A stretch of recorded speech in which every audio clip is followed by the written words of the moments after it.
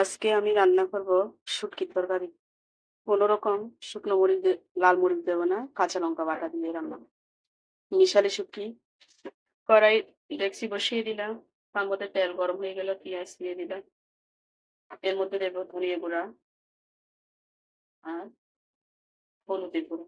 যেহেতু আমি কাঁচা লঙ্কা বাটা দিয়ে রান্না করবো, লঙ্কার গুঁড়ো দেবো না। সিদ্ধ করে রাখা কাঁচামরিচ বাটা একসাথে দিয়ে দিবি। লবণ, ধনিয়া গুঁড়া, কাঁচামরিচ বাটা দিয়ে ভালো করে মিশিয়ে দেবো। মসলা কষানোর সাথে শুকিয়ে দিয়ে দিলাম মিশালি মসলা কষানোর পর বেগুন, সিম, আলু একসাথে দিয়ে ভালো ভালো করে কষিয়ে নেব।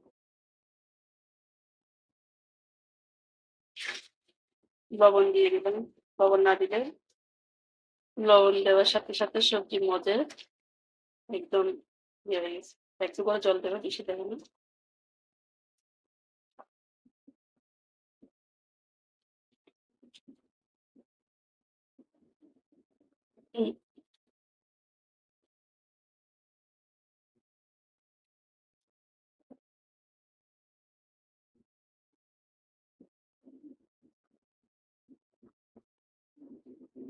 রেডি হয়ে গেছে শুটকির তরকারি কাঁচামরিচ দিয়ে, দেখতে ব্যাপক সুন্দর লাগছে।